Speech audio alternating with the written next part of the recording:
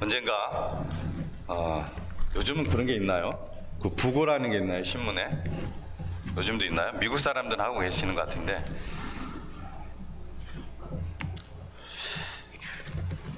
이렇게 말을 한 분이 있습니다. 언젠가 여러분은 제가 죽었다는 소식을 신문에서 다 보게 될 것입니다. 그러나 여러분 한마디도 그 말을 믿지 마시기 바랍니다. 저는 1800 기억은 정확하게 안 나요. 저는 1800 몇몇 년도에 태어났습니다. 그러나 육으로 태어났습니다. 저는 1800 몇몇 년도에 영으로 다시 태어났습니다. 저는 오히려 더 생생하게 그때 살아있을 것입니다. 이런 말을 했는데요. 이 자리에 계신 여러분들이 동일한 그런 고백을 할 수 있는 모든 믿음의 사람들이 되시기를 바랍니다. 되셨기를 바랍니다. 맞습니다. 우리는 전부 다 하나님께서 우리에게 주신 그 영생으로, 육신으로 한번 태어났지만 하나님께서 주신 그 영생의 생명을 구원을 받아 얻은 줄로 믿습니다. 그러한 믿음으로 오늘 말씀을 받으시기 바랍니다. 지난 한 주간도 여러분 수고 많으셨습니다.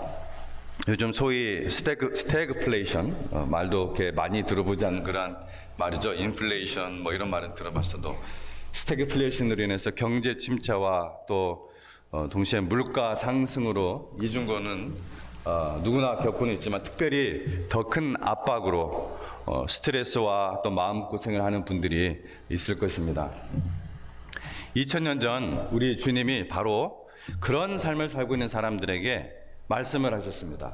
나를 따라오너라. 내가 너희를 사람을 낚는 어부가 되게 하리라. 또 내 증인이 되리라. 또 모든 족속으로 제자를 삼으라. 그런 사람들에게 그 말씀을 하셨다는 거예요. 어떤 사람들에게요? 자, 예수님의 12제자는 대부분 물고기를 잡아서 더 부자가 되기 위해서 사는 것이 아니라 물고기를 잡아서 생계를 유지하는 사람들이었습니다. 그런데 예수님은 그들에게 만나자마자 말씀을 하셨어요. 나를 따라오라. 내가 너희를 사람 낚는 어부가 되게 하리라.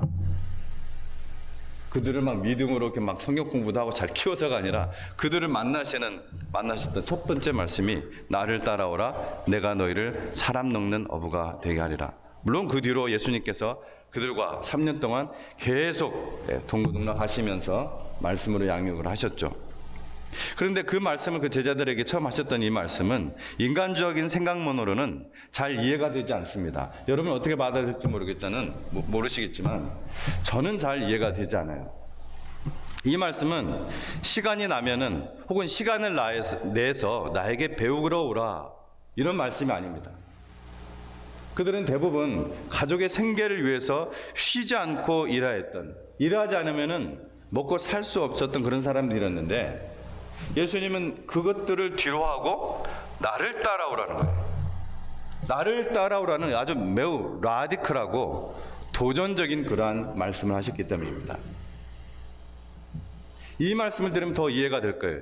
예루살렘 성 안에는 종교 지도자리나 아니면은 이 3년 동안 빠르게 배울 수 있는 학식이 많은 사람이나 성경을 많이 아는 사람들이나 사람들로부터 존경을 받는 사람들이나 적어도 생계 유지 때문에 압박이나 시간적 제한을 받지 않는 사람들이 있었습니다. 하지만 주님은 그들을 쳐다보지도 않았습니다. 주님은 그들을 12제자로 부르시지 않았습니다. 또 예수님은 부활하신 후 승천하시기 직전에 갈릴리에서 우리에게 가장 큰 사명이라고 하는 그 말씀을 주셨어요. 부활하신 다음에 갈릴리에 모여놓고 너희는 가서 모든 족속으로 제자를 삼아라. 그리고 많은 제자들이 보는 가운데서 승천하시기 직전에도 보다 더 구체적으로 각인시켜 주십니다. 오직 성령이 너희에게 임하시면 너희가 권능을 받고 예루살렘과 온 유대와 사마리아와 땅 끝까지 이르러 내 증인이 되리라. 오직 성령이 너에게만 너희가 권능을 받고. 이와 같이 예수님의 지상사역은 처음부터 끝까지 분명한 목표가 있었어요. 처음 부를 때도 그랬고요. 나를 따라오라. 내가 너희를 사람 낚는 어부가 되게 하리라. 승천하시기 직전에도 땅끝까지 이르라. 내 증인이 되리라. 그렇다면 오늘 우리를 향한, 오늘 이 자리에 모이는 여러분들을 향한 주님께서 주신 말씀과 그 사명의 궁극적인 목표는 마찬가지입니다. 뭡니까? 너는 나를 따라오라. 내가 너희를 사람 낚는 어부가 되게 하리라.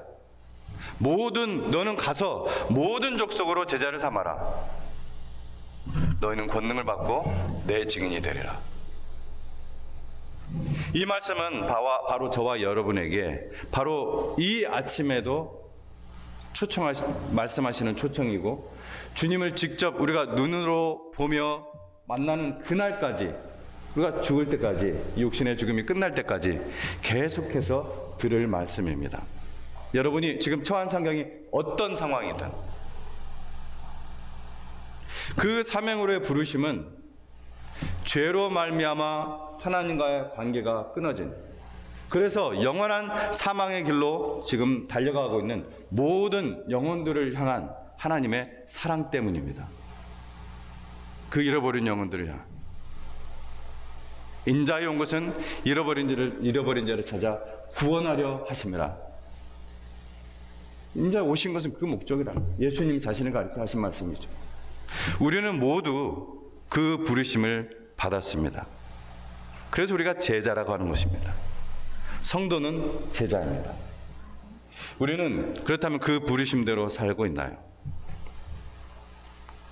마태복음 4장 19절 말씀, 아까 했던 낚는 어부가 되게 하겠다, 되게 하리라. 여러분, 고기를 잡는 이유는 뭡니까? 제가 피싱을 개인적으로 굉장히 좋아합니다. 이제 다 아실 거예요. 하도 얘기를 해서. 얼마나 가고 싶은 이런 얘기를 하겠어요. 지금 몇 년째 못 가고 있어요. 미국 분들은 같이 낚시를 옆에서 이렇게 하는 거 보면은 잡아서 놔주고 그러더라고요. 근데 저는 요만한 고기라도 먹을 거는 다 건져요. 제가 다 건져요. 먹고 팔기 위해서 낚시를 하죠. 먹고 팔기 위해서 고기를 잡습니다. 그러면 예수님께서 내가 너희를 사람 낚는 어부가 되게 하리라, 그 말씀을 하셨어요. 그럼 왜 우리가 그러면 사람을 낚나요? 먹고 팔기 위해서 그렇습니까? 먹고 팔기 위해서. 예수님께서 그 말씀을 하신 것은 분명히 아니겠죠. 물론 그런 사람들이 있긴 있어요. 먹고 파는 사람들. 예수님께서 늑대와 인이라고 했죠. 그런 사람들이. 사이비, 이단, 거짓 교사들. 그들은 반드시 아주 더 큰 심판을 받을 줄로 믿습니다. 우리가 사람을 낚는 이유는 우리가 하나님의 도구가 되어서, 하나님의 사랑의 도구가 되어서 그들을 구원하고 그들을 복으로 충만하게 하고, 그리고 예수님의 증인으로 보내기 위해서 사람을 낚는 것입니다. 여러분 다 하나님의 자녀라면 다 예수님의 산 증인들이십니다. 마태복음 28장 19절에서 20절, 모든 족속으로 제자를 삼으라고 하셨습니다. 웬만한 사람들은 제자를 삼으라가 아니라, 착한 사람들, 마음에 드는 사람들은 제자를 삼으가 아니라, 갈만한 곳은 가서 제자를 삼으라가 아니라 모든 족속으로 제자를 삼으라고 하셨습니다. 불편한 사람도 만나서 제자를 삼으라고 하셨습니다. 이것은 아주 오래전 아브라함을 선택하실 때부터 주신 그러한 약속이고 비전입니다.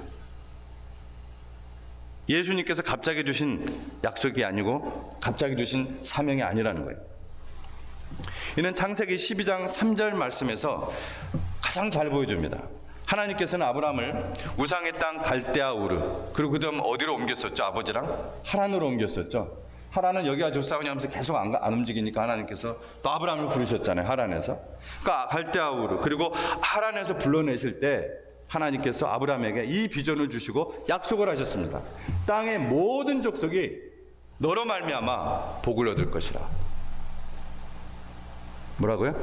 땅의 모든 족속이 너로 말미암아 복을 얻을 것이라. 모든 족속으로 제자를 삼으라. 이 말씀은 누가 하셨어요? 예수님이 하셨잖아요. 땅의 모든 족속이 너로 말미암아 복음을 드리라.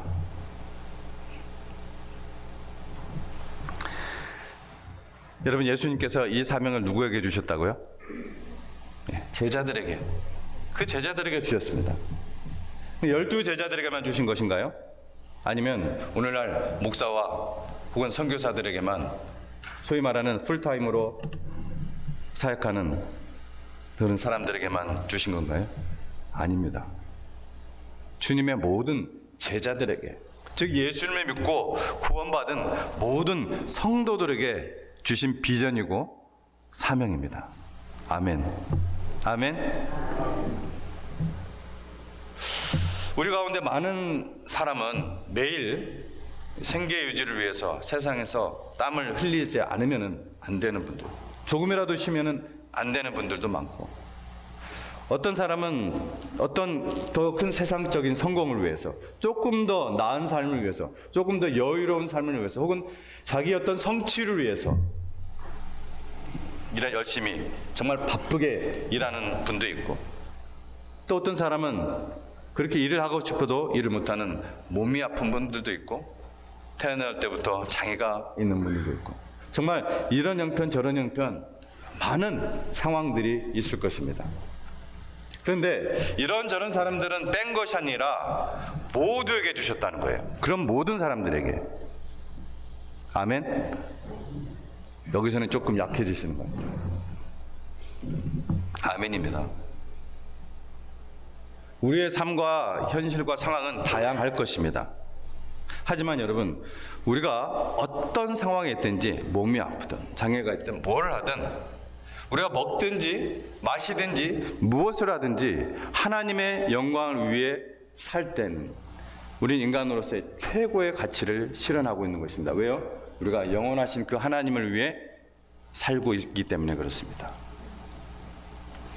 그리고 우리는 누구나 그렇게 할 수 있습니다. 자기의 처한 상황 속에서, 그 환경 속에서 각자 자기의 처한 상황에서 주님의 그러한 증인으로 살아갈 때, 하나님의 영광을 위해서 살아갈 때, 여러분 기대하십시오. 하나님께서 어떻게 섭리하시고 어떻게 해서 주관하시고 모든 것을 협력하여 하나님이 어떻게 하나님의 선을 이루시는지 여러분 기대하시고 보시기 바랍니다. 여러분, 우리는 잊으면 안 됩니다. 잊으면 안 돼요. 망각하면 안 돼요. 우리 여호와 하나님은 살아계시고 역사하시는 하나님이십니다.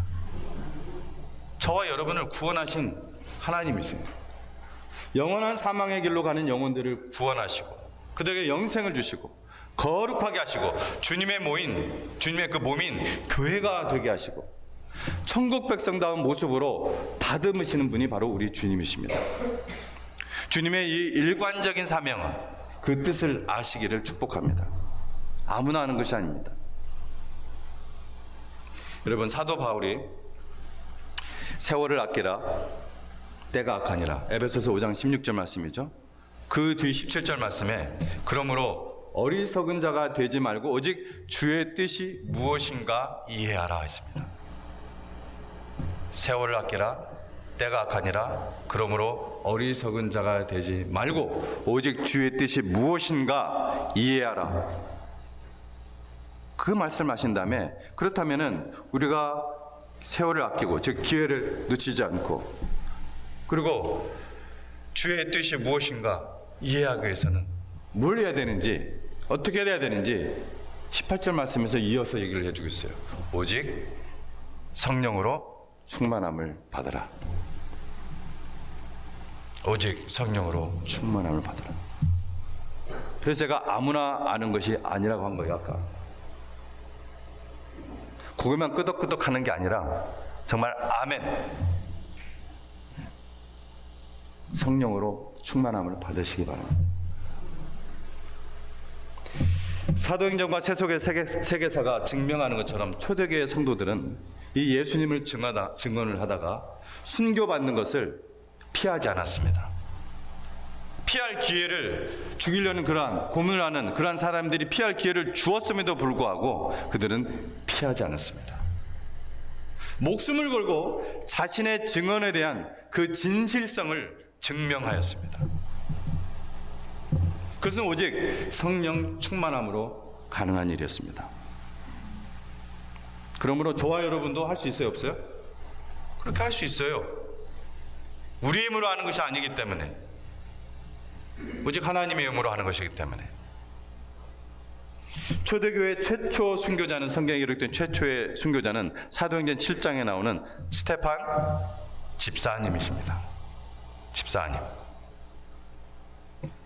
언어라는 것은 오랜 역사에 걸쳐서 만들어지는 것이죠. 이 마터, M-A-R-T-Y-R, 순교자.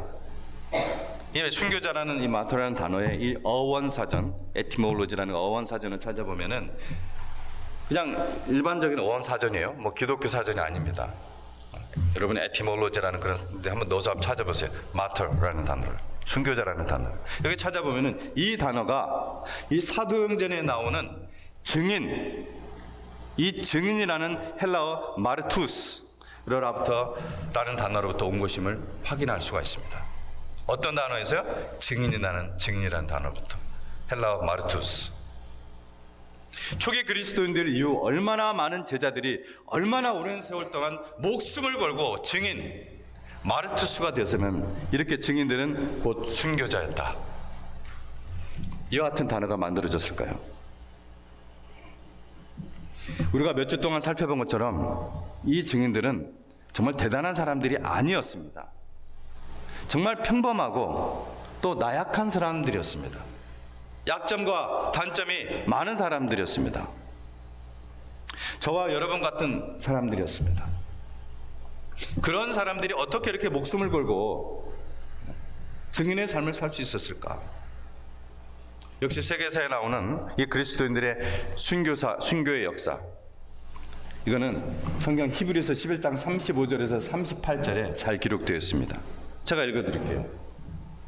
여자들은 자기의 죽은 자들을 부활로 받아들이기도 하며 또 어떤 이들은 더 좋은 부활을 얻고자 하여 심한 고문을 받되 구차히 풀려나기를 원하지 아니하였으며, 또 어떤 이들은 조롱과 채찍질 뿐 아니라 결박과 옥에 갇히는 시련도 받았으며, 돌로 치는 것과 톱으로 켜는 것과 시험과 칼로 죽임을 당하고 양과 염소의 가죽을 입고 유리하여 궁핍과 환난과 학대를 받았으니 이런 사람은 세상이 감당하지 못하느니라. 그들이 광야와 산과 동굴과 토굴에 유리하느니라. 히브리서 11장 35절에서 38절 말씀입니다. 여러분 놀랍지 않나요? 그렇게 평범하고 정말 나약한 사람들, 이 초대교회 그리스도인들이 이 받은 박해는, 여러분이 조금이라도 좀 체감을 좀 하고 싶으시면 우리 여기 좀 앉아 계신 좀 연세 드신 분들은, 또 교육을 좀 어리더라도 잘 받으신 분들은 알 거예요. 일제 말기 한국 교회가 겪은 것과 비슷합니다. 뭐 그거 비교할 수는 없지만 조금이라도 이 로마 제국의 황제 숭배, 그것과 일제의 이른바 천황 숭배는 정확히 일치합니다. 역사 기록을 보면은 로마인들은 그리스도인들을 무신론자라는 죄목으로 처벌했습니다. 뭐라고요? 유신론자, 무신론자. 무신론자라는 죄목으로 처벌을 했습니다. 역사의 기록에. 뭐 여러 군데 나오니까 찾아보면 나와요. 로마의 황제를 신으로 숭배하지 않았다는 이유예요. 참 황당하죠. 로마 황제를 최고의 신으로 여기고 숭배하고 절해라. 그러면 풀어줄게. 심지어 야, 입술로만 믿음을 포기한다고 사람들 앞에서 말해. 그리고 네가 예수를 마음속으로만 믿는다면은 풀어줄게. 여러분, 이렇게 그럴싸한 말로 타협까지 했는데도 그들은 그들의 입술로도 죄를 범하지 않았습니다. 증인되기를 포기하지 않았어요. 어떻게 이렇게 평범하고 나약한 그들이 그렇게 할 수 있었을까? 그들은 부활하신 예수님이 약속하신 그 성령 침례를 받고 성령으로 충만한 삶을 살았기 때문입니다. 자, 그런데 이때 이 초대교회에 이렇게 정말 충만해진 이 초대교회에 벌써부터 이단이 교회 안에 들어왔어요. 이단이 믿는다고 하는데 자기도 그리스도인이라고 하는데 이단이 들어온 거예요. 그 안에 이단 사상이 들어온 거예요. 뭐냐? 성경에도 기록이 되어 있어요. 육체는 아무것도 아니기 때문에 무슨 죄를 짓고 말고 뭐 이럴 것이 없다. 육체는 아무것도 아니기 때문에, 오히려 육체는 영혼의 감옥이기 때문에 이 영혼의 구원을 받은 자는, 그것을 확신을 가진 자는, 영혼 구원에 대한 확신을 가진 자는 누구에게 절하든 무엇을 먹든 몸으로 무슨 죄를 짓든 자유함, 참된 믿음의 자유함을 누리는 거다. 이런 교리를 가르쳤어요. 그게 바로 뭡니까? 영지주의자입니다. 노스티시즘, 영지주의.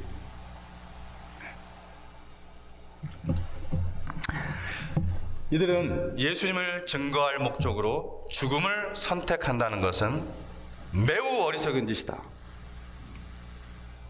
하나님은 인간의 재물을 원하는 식인 신이 아니다. 이렇게 가르쳤어요. 교회 안에서. 정말 늑대와 이리들입니다. 뭐 그런 궤변이 있나 하면서 넘길 일이 아니에요. 그 옛날 일이다? No. 지금 이 시대에 가장 문제가 되는 사상이 바로 이 영지주의 사상입니다. 교회 안에 있는. 오늘날 교회 안에도 이런 영지주의 사상이 자기도 모르게 타협하는 사람들이 있다는 거예요. 나는 구원을 받았으니까, 내 영혼은 구원 받았습니까? 나는 교회를 다니니까, 심지어 뭐라고 얘기하냐면 나는 착하게 살고 있으니까, 적당히 세상을 즐기고 돈도 벌고, 돈 버는 거 뭐 잘못은 아니죠. 혹은 놀고 즐기기 위해서 예배를 빠지고, 회개하면은 되니까 적당히 죄도 알면서도 짓고, 아예 의도적으로 그렇게 생각을 해요. 약해서 짓는 것이 아니라 아예 알면서 즐기기 위해서. 여러분 어떻게 생각하나요? 그거 어떻게 생각하세요? 그게 바로 영지주의자들입니다. 순교를 택한 자들이 여러분 미련하고 영지주의자들이 정말 지혜롭게 보입니까? 아닐 겁니다. 아니죠? 그럼 그 반대로 생각하시죠? 그럼 그 대답대로 여러분도 살고 계십니까? 오늘 이 자리에 있는 여러분의 믿음이 정말 그런 믿음이시기를 바랍니다. 우리는 좀 전에 어떻게 how 목숨을 걸고 증인되기를 포기하지 않을 수 있었나, 이 질문을 던졌습니다. 성령 충만하면서 그 답을 우리가 찾아보았습니다. 그렇다면 보다 더 근본적인 질문, 왜라는 질문을 던져봅시다. 왜 그랬나? 광신자들이었나? 왜 초기 그리스도인들이 순교를 마다하지 않았는가? 왜 고문을 자초하고 조롱을 받고 채찍질에 맞고 톱에 켜는 사망을, 죽임을 당하고 결박당하고 감옥에 갇히고서도 어떤 구차한 석방을 거부하고 칼과 돌에 맞아 죽고 양과 염소의 가죽을 뒤집어 쓰고 유리하고 사자의 밥이 되고 가난과 고난과 학대를 겪고 광야의 산과 동굴과 땅굴에서 살았는가? 순교자 저스틴, 유명한 분이죠. 순교자 저스틴의 고백에 따르면은 그가 그에 대한 왜에 대한 고백을 했어요. 그게 묻는 자에게. 십자가에 달려 죽은 예수 그리스도를 믿는 신앙 때문이었다. 여러분 정말 싱거운 답변이죠. 여러분 지금 들으시기에 싱거운 답변입니까? 아니면 당연한 답변입니까? 싱거운 답변하고 당연한 답변은 뉘앙스가 다릅니다. 그것이 긍정적인 반응일 수도 있고 부정적인 반응일 수도 있다는 것입니다. 여러분은 어떻게 들립니까? 여러분 저스틴은 이교도 가정에서 태어났습니다. 진리를 얻으려고 참 많이 공부한 사람이에요. 철학의 문을 두드리고 스토아, 피타고라스, 여러 플라톤주의 아주 깊이 연구한 분이에요. 그는 어느 날 바닷가에서 낯선 노인으로부터, 아주 평범하고 초라한 낯선 노인으로부터 히브리 선지자들이 그리스도 곧 구원자의 강림을 구약에서 예언을 했고, 그 예언이 예수님의 생애와 사역에서 성취되었다, 이 이야기를 들어요. 구원의 복음을 들은 것입니다.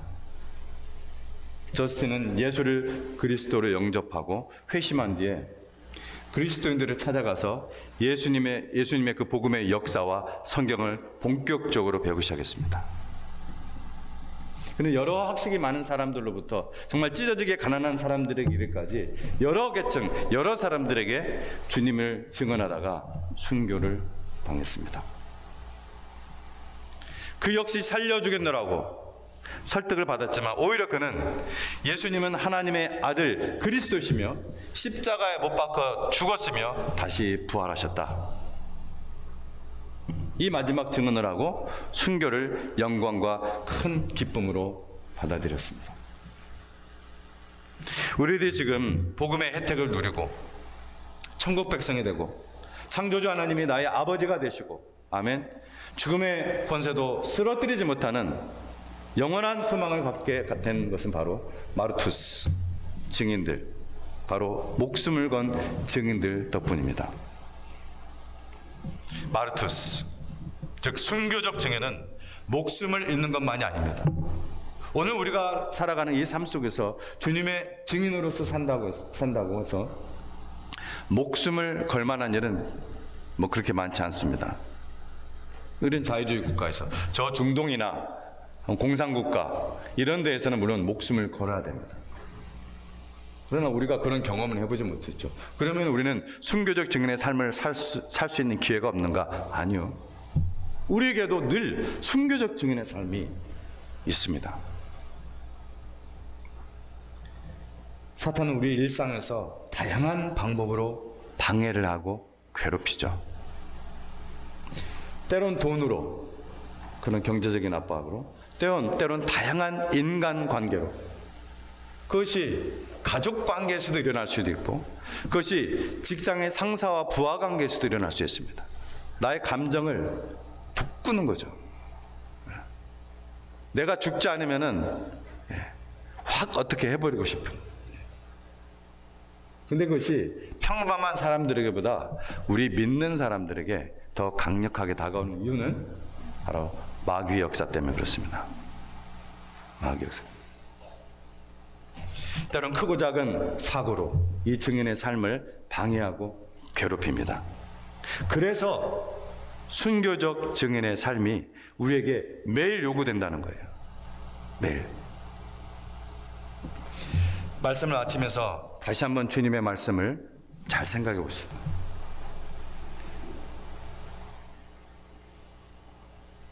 여러분, 예수님께서 뭐라고 하셨다고요? 내 증인이 되어라 하셨습니까? 내 증인이 되어라 하셨습니까? 예? 내 증인이 되리라고 하셨습니다. Become이 아닙니다. You shall be my witness. 내 증인이 되리라. 이것은 우리 주님이 그 제자들에게 아주 강력한, 예수님의 강력한 의지를 선언하신 것입니다. 우리 주님의 성도들, 바로 여러분에게 지금 이 시간 강력한 의지를 선포하신 거예요. 내 증인이 되리라. 그리고 또한 사람의 능력이 아니라 이것은 성령님의 능력, 하나님의 능력, 그것으로만 될 것이라는 것을 선포하신 거예요. 네. 아멘. 여러분, 대단하신 분들입니다. 정말 세상 사람이 감당하지 못하는 분들이에요.